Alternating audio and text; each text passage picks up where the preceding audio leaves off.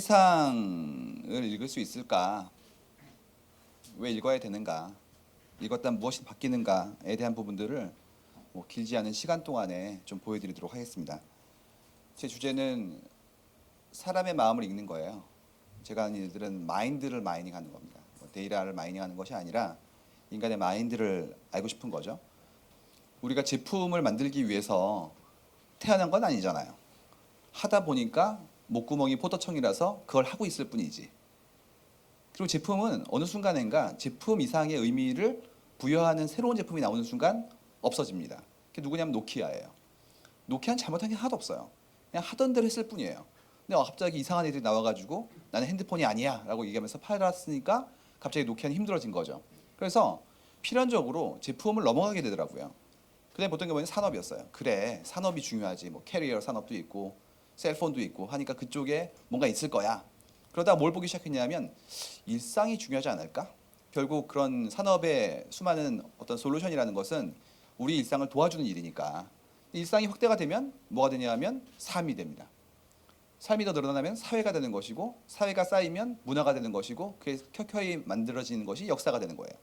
어느 순간에 저희는 제품을 보는 것이 굉장히 낮은 그런 이해구나 라는 걸 깨닫게 되었고 자연스럽게 전체의 모든 걸 볼 수 있는 홀리스틱 뷰에 대한 부분들을 고민하기 시작했어요. 그래서 저희가 처음부터 이런 멋진 일하는 회사가 아니었어요. 저희도 똑같았습니다. 굉장히 저열하게도 야 타이어 펑크 나면 죽지 않냐 뭐 이런 내용들 그다음에 리콜해야지 뭐 이런 내용 얘기했었는데 어느 순간인가 우리의 인생에 대한 고민을 하기 시작한 거예요. 다행히도. 그래서 오늘 보여드릴 거는 그러한 부분들을 어떻게 이해할 수 있는지에 대한 어떤 방법론에 대한 부분들 그렇다면 그런 것들이 우리에게 어떤 의미를 가질지에 대한 부분들을 한번 조금씩 보여드리도록 하겠습니다. 일단 하나의 예제를 보여드릴게요. 제품이 놓여진 일상에 대한 고민을 한번 해보도록 하죠. 이게 뭡니까? 이거는 리모컨이죠. 제가 들고 왔어요. 똑같은 거를 들고 왔죠. 이거 집에 많이 있지 않습니까, 여러분들? 다 비슷비슷하죠.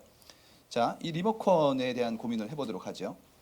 자, 리모컨은 저희가 하는 일들은 여러분들이 남긴 글을 분석하는 일을 하기 때문에 리모컨이 발현될 때, 여러분이 얘기하실 때 같이 나왔던 정보들을 전부 다 본 거예요. 그럼 여러 개가 나옵니다. 여기에 카메라, 스마트 TV 잔뜩 나오죠. 재밌는 게 찾다가 나와요. 리모컨은 늘 잃어버려요. 어딘지 늘 까먹습니다. 그래서 리모컨은 왜 항상 없어지는 거냐? 이상하게도. 보죠? 맨날 이렇게 찾고 있어요. 이유는 뭐냐 하면 본인이 저지른 일들이에요. 무한도전 켜고 난 다음에 채널을 고정하기 위해서 숨겨버립니다. 동생이 이거 찾으면 안 되니까. 그 다음에 리모컨을 들고 식탁에 앉아서 라면을 먹어요. 그 다음에 이걸 까먹어버리는 거예요. 심지어 엄마들은 리모컨 어디 넣냐면 냉장고 위에 넣어버려요.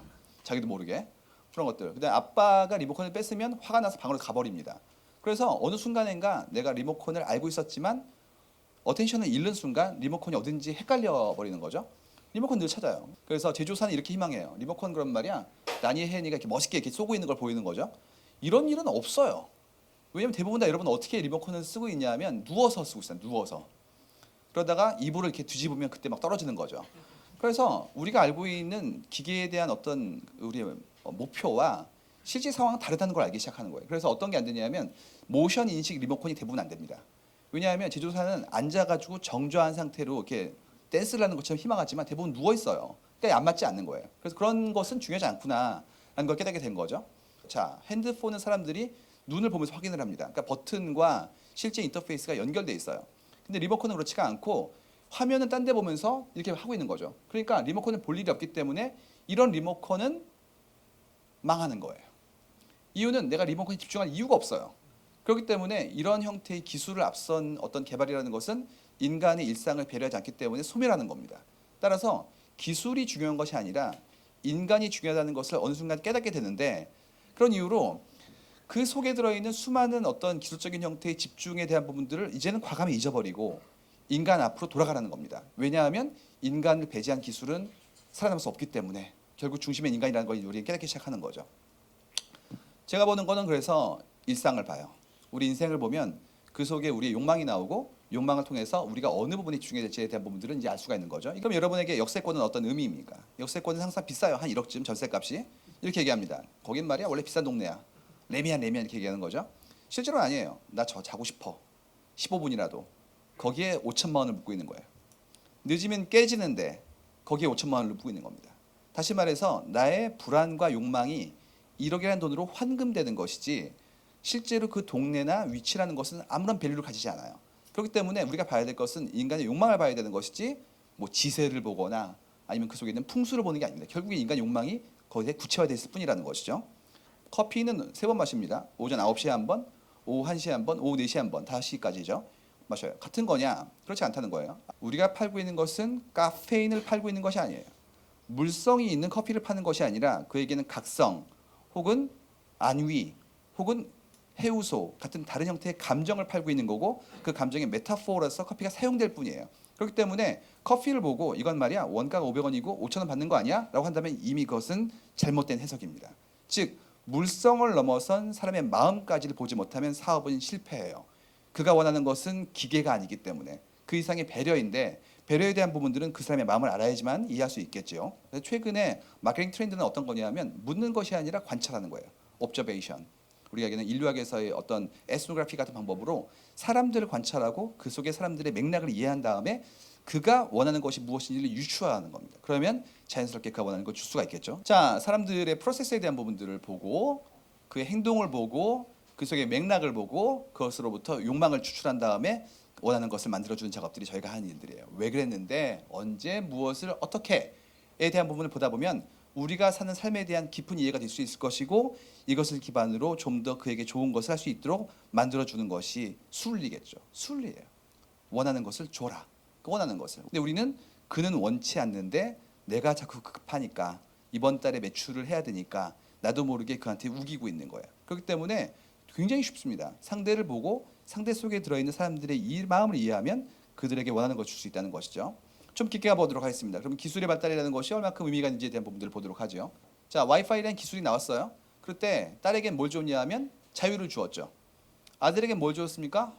재미를 주었어요. 아빠에겐 뭘 주었죠? 고독을 주었어요. 어떻습니까? 이것이 바로 주체와 객체와 시공에 결합된 욕망의 산출물이에요. 즉 무엇이 있죠? 맥락적 인간 이해가 필요해요. 기술을 주면 행복해질 것 같죠? 절대 그런 일은 없습니다. 그것보다 그 기술의 컨시퀀스를 보지 못하면 우리 인간은 불행일 수밖에 없어요. 왜냐하면 그것이 아주 단편적인 프로블럼을 해결할 수 있지만 그 다음에 나오는 수많은 더 큰 체인 리액션에 대한 부분들은 무지하거든요. 여러분에게 TV는 어떤 의미입니까? TV의 의미는 거실의 의미를 키우는 게 TV의 역할이에요. 그런 이유로 TV를 만들고 싶으면 거실을 봐요. 거실을 보고 싶으면 집을 봐야죠. 집을 보고 싶으면 인생을 봅니다. 실제로 저희가 한 프로젝트예요. 어때요? 여기까지 고민하십니까? 여기까지 고민해야지만 그 이상의 부가가치를 요구할 수 있는 겁니다. 즉 기술이 중요한 것이 아니라 인간이 우선이고 인간의 중심에는 무엇이 있습니까? 그 사람의 욕구와 욕망과 삶이 있기 때문에 그 삶을 보는 거예요. 삶 속에서 무엇인가가 있겠죠. 자, 휴먼 디자이어는 시공간과 주체와 객체 사이의 결합 속에서 나와진 그 맥락의 일상이 있기 때문에 맥락적 인간 이해를 통해서 우리는 그 욕망 속에 들어있는 사람들의 삶을 이해하고 싶은 거예요. 그래서 인간을 총체적으로 이해할 수 있도록 좀 도와줍니다. 그 시각의 확장에. 즉 타자로 보는 것이 아니라 나로 보는, 주체로 보는 겁니다. 어느 순간인가 이해할 수 있겠죠. 따라서 데이터를 통해서 우리는 인간 하나하나를 보고 그 인간의 모둠이 사회이기 때문에 사회 속의 구조를 봐보고 그들을 위해서 무엇인가 할 수 있는 작업들을 하는 것이 결국에는 기술이 해야 될 일이라고 저는 보는 거예요. 따라서 빅데이터라는 것은 어떤 것이냐면 단순히 기술이 아니라 결국에는 모두를 이해하는 툴이 될 수 있는 것이고 결국에는 모두를 배려할 수 있겠죠. 따라서 저희는 기술이 아닌 그 속에 들어있는 사람을 마이닝하는데 그 마이닝의 대상은 마음이라는 즉 인간을 보고 싶은 것으로 저 인생에 대한 부분들을 설명해 드리고 싶습니다. 감사합니다.